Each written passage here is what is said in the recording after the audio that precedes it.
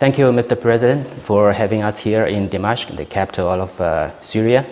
I think this is the first interview you have with the Chinese media after the national ceasefire and after so many fresh round of talks, both in Astana and Geneva. And of course, after US President Donald Trump's inauguration. And these days, as we have seen, your troops are making steady progress in the battlefields. But peace talks do not seem just as productive.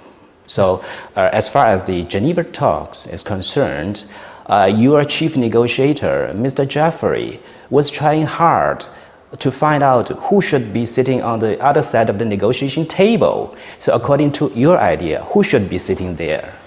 You're right, this is a very crucial question. If we want those negotiations to be fruitful, we have to ask who's going to be sitting there. I mean, there could be a lot of good people with good intentions, but the question is, who do they represent? That's the question. In this situation, you have different groups. You have people who are let's say, patriotic, but they don't represent anyone, they represent themselves.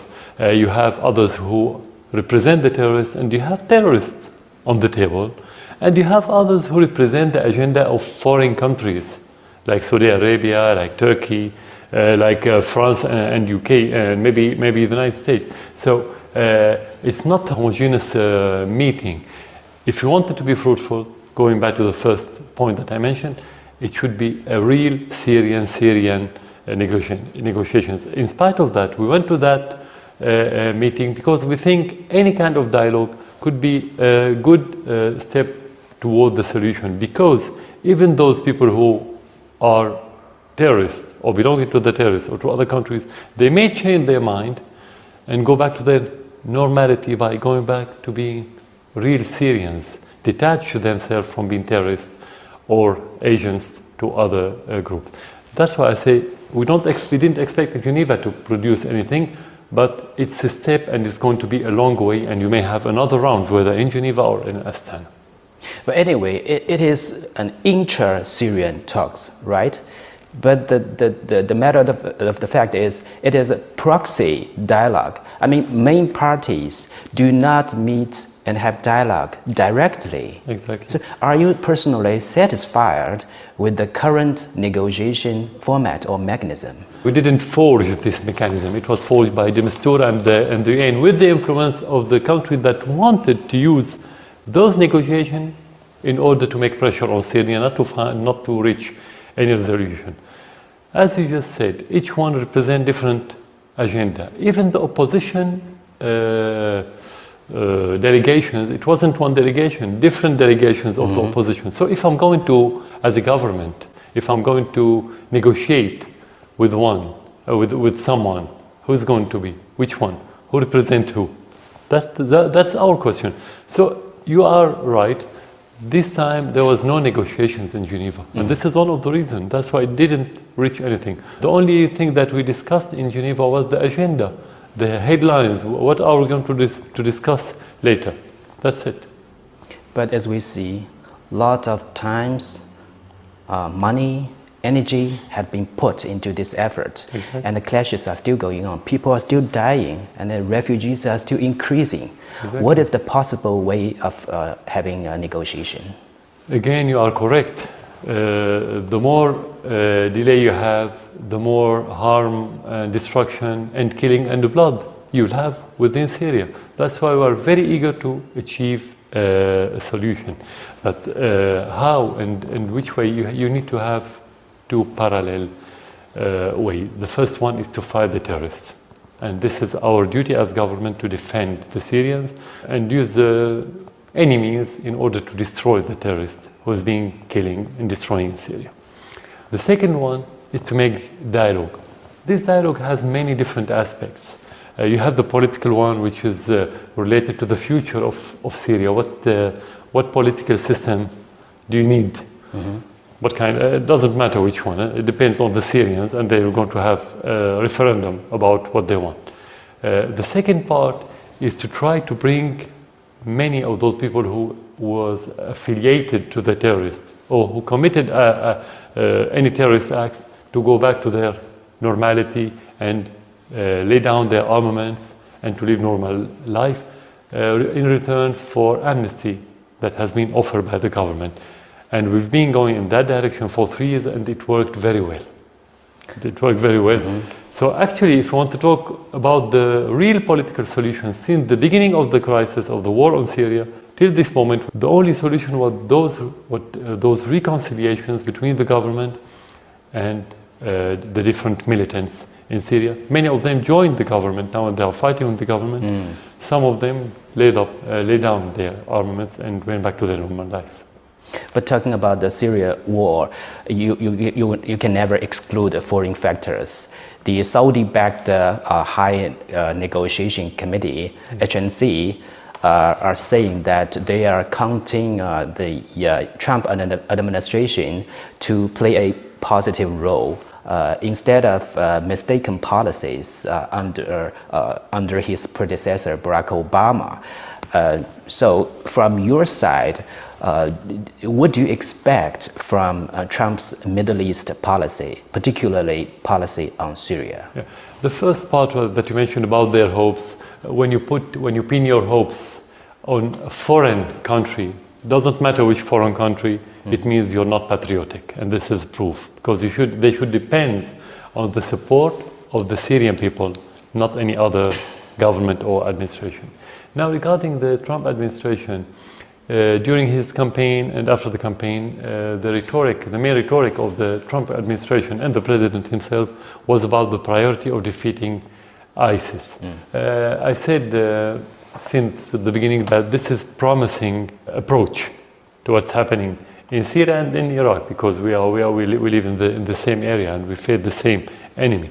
We haven't seen anything concrete yet regarding this rhetoric, because we've been seeing now certain different kind of attacks, military raids against ISIS, which is a local kind of raids. You cannot deal with terrorism on local basis. It should be comprehensive.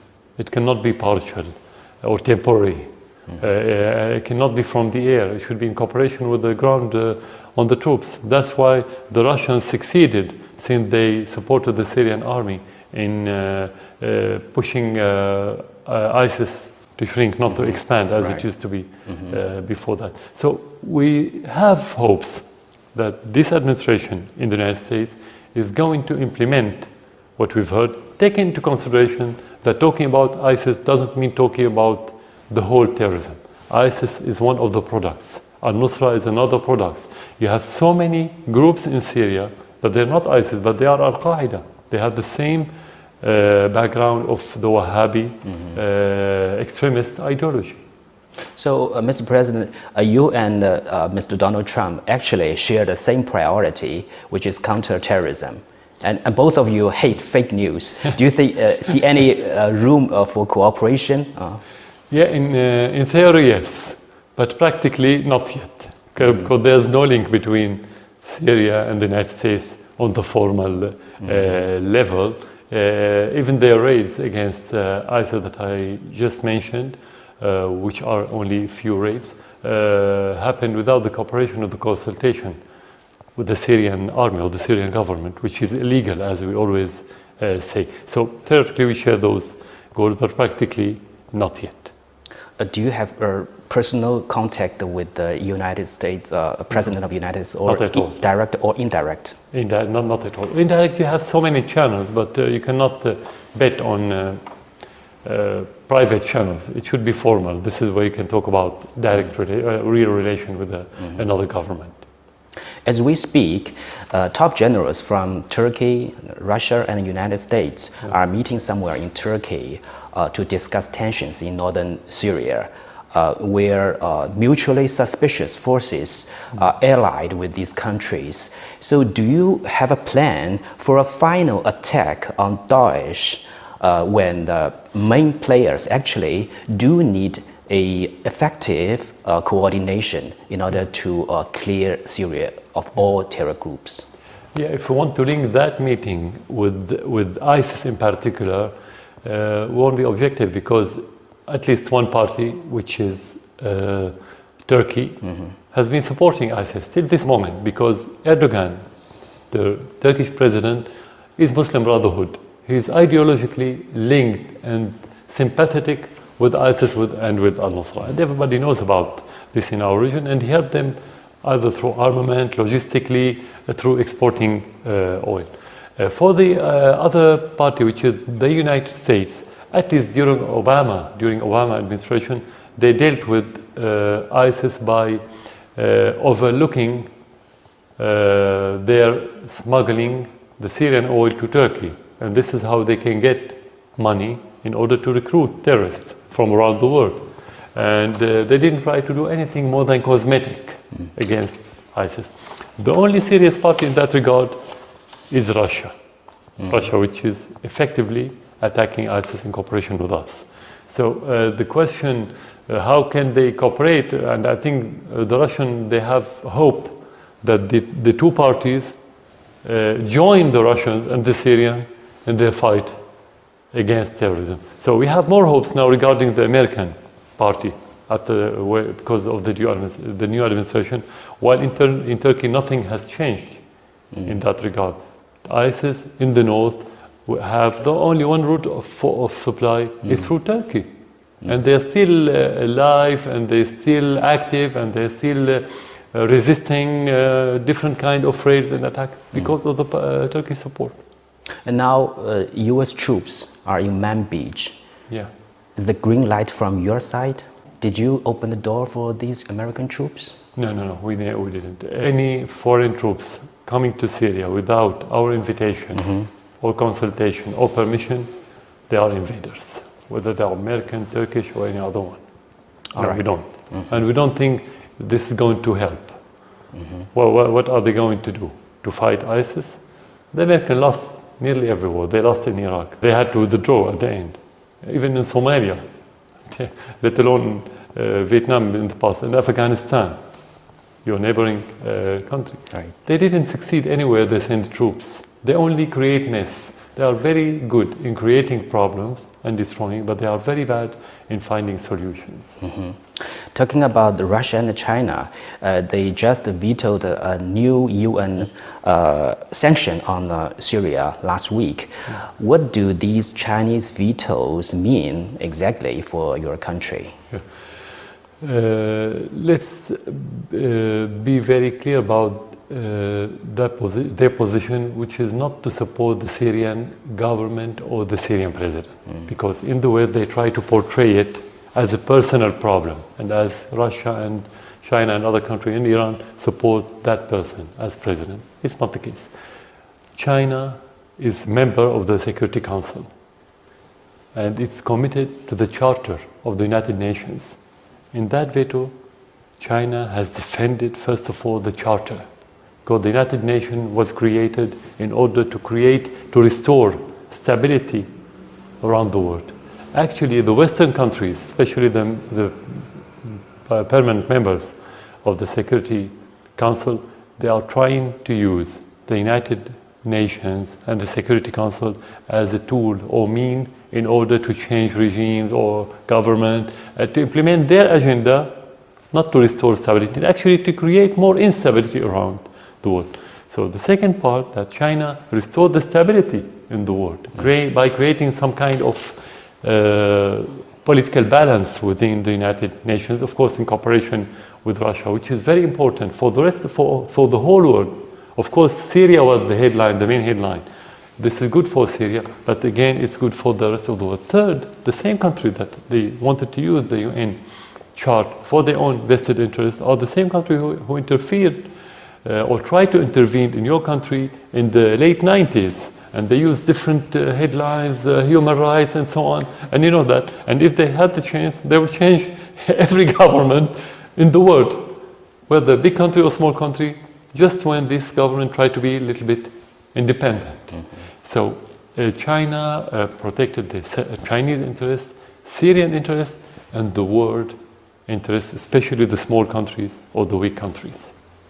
If I'm not mistaken, you said China is going to play a role in reconstruction of Syria.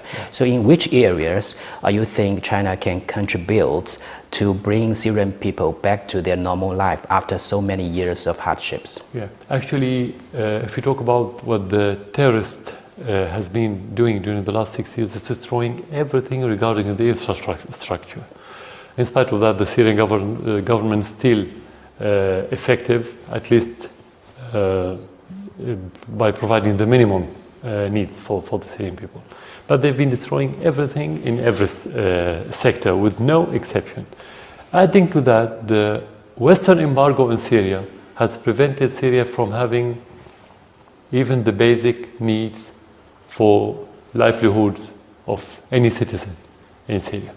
So I think in which sector, in every sector, I mean, China can be in every sector with no exception because we have damage in every sector. But if we talk about now, before this comprehensive reconstruction started, China now is being involved directly in building many projects, mainly industrial projects in Syria, and you have many Chinese experts now working in Syria in different projects in order to set up those projects. But of course, when you have more stability, the most important thing is building the destroyed suburbs. This is the most important part of the reconstruction. The second one is the infrastructure. The sanitation system, the electricity, the oil fields, everything with no exception. The third one, the industrial projects, which could belong to the private sector or the public sector in Syria. All right.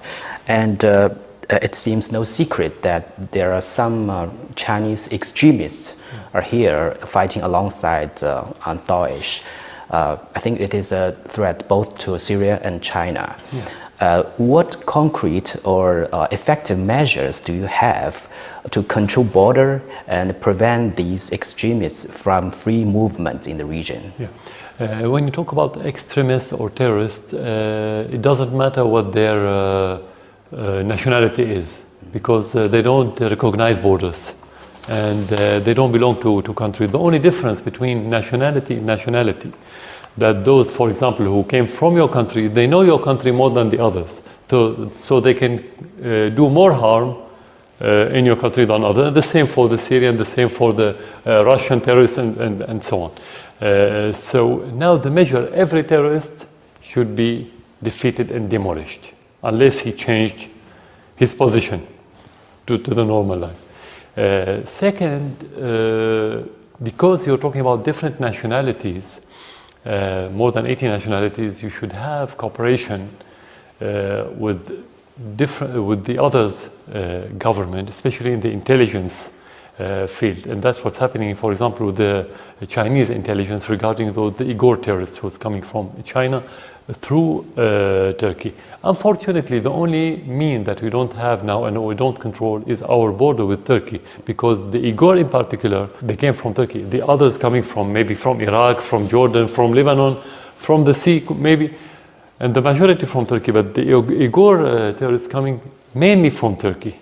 Why? I don't know why, but they had the support of the Turkish government, and they were gathered and collected in one group, and they were sent to the northern part of Syria. So the measure now is to attack them wherever they existed. Of course, sometimes you cannot tell which one, who is who. They mix with each other, but sometimes they work as separate groups from different nationality, and this is very crucial kind of cooperation between the Syrian and Chinese intelligence, and we did many good steps in that regard.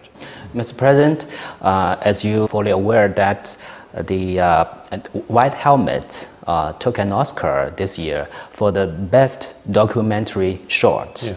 But folks are saying that the truth about this White Helmet is not like what Netflix has presented. So what is your take on this? First of all, we have to congratulate Al-Nusra for having the first Oscar. This is a precedented event for the West to give Al-Qaeda an Oscar. Wow. This is unbelievable. And this is another proof that Oscars, Nobel, all the things are politicized certificate. That's how I can look at it. The white helmet story is very simple. It's a facelift of al-Nusra Front in Syria, just to change their ugly face into more humanitarian face. That's it. And you have many videos on the net, and of course, image broadcasted by the white helmet that condemn the white helmet as a terrorist groups, where you can see the same person wearing the white helmet and celebrating the dead body of Syrian soldiers. So that's what the Oscar went to those terrorists. So it's a story just to try to prevent the Syrian army during the liberation of Aleppo from more making pressure on the attacking and liberating the districts within the city that's been occupied by those terrorists, to say that the Syrian army and the Russians are attacking the civilians and the innocents and the humanitarian people. Right. Now, Palmyra. I took a one-day trip to Palmyra this time. Now the city is under your control. As far as its strategic position is concerned, because Homs is the heart of Syria, it's right in the middle. Now, when you have Palmyra, what is your next target? Are you going to expand the military operation into Raqqa and Deir ez-Zor? Yeah. We are very close to Raqqa now. Yesterday, our troops reached the Euphrates River, which is very close to Raqqa city. And Raqqa is the stronghold of ISIS today. So it's going to be a priority for us for these two reasons. But that doesn't mean the other cities are not priority in time. That could be in parallel, because Palmyra is on the way to Deir ez-Zor city on the eastern part of Syria, which is close to the Iraqi borders. And those areas that has been used by ISIS as a route for logistic support between ISIS in Iraq and ISIS in Syria. So whether you attack the stronghold or you attack the route that ISIS uses, it has the same result. How many days do you think this war is going to last? If we presume that you don't have foreign interventions, it will take a few months. It's not very complicated internally. The complexity of this war is the foreign interventions. This is the problem. So now, what in the face of that intervention, the good thing that we gained during the war is the unity of the society. At the very beginning, the vision for many Syrians wasn't very clear about what's happening. Many believed the propaganda of the West about the reality, about the real story, that this is again the operation. If it's again the operation, why the people in Saudi Arabia didn't revolt, for example. So now what we gain is this. This is our strongest foundation to end that war. We always have hope that this year is going to be the last year. But at the end, this is war. You can't expect it. You can't expect what's going to happen precisely. And Mr. President, you are a president of the Syrian Republic. At the same time, you are a loving husband and a father of three. How can you balance the role of being a president, a father, and a husband?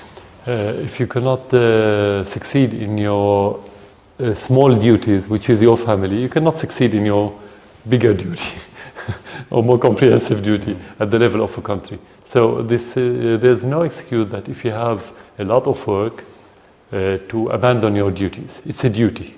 You have to be very clear about that. You have to fulfill those duties in a very good way. Of course, sometimes those circumstances not allow you to do whatever you have to do, your duties fully, let's say. For 24 hours, how many times you spend on work and how many times you spend with your family members? Actually, it's not about the time, because even if you are at your home, you have to work. Okay. So let's say in the morning and the evening, you have the chance. But in between and after those times, you have the whole day to work. Have you ever thought of leaving this country for sake of your family? Never.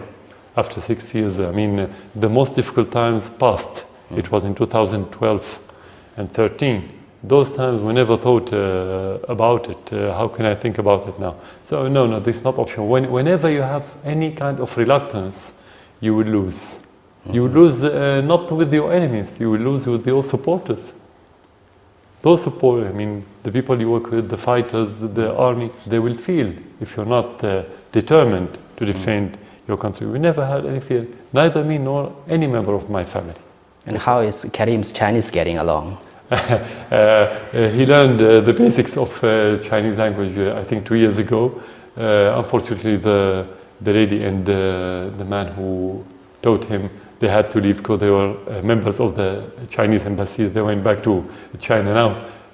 He stopped, but I'm sure when he's getting older, he had the basic now and he can improve his Chinese language. Do you think it's a good choice to learn Chinese for him? Of course, because China is rising power. So you didn't force him to learn Chinese. It's his own option, right?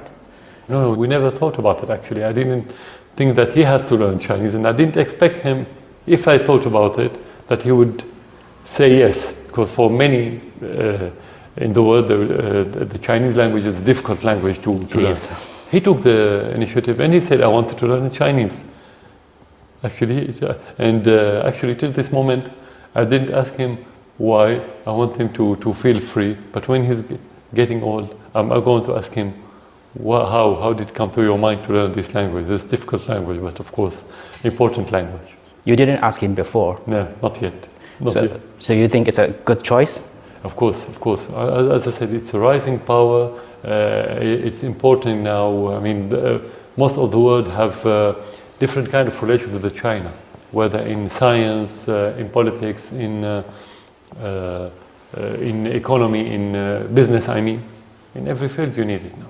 And our relation for the future is going to be on the rise. It was good, but it's going to be on the rise because when a country like China proves that he's a real friend that you can rely on, it's very natural to have better relation on the popular level, not only on the formal level.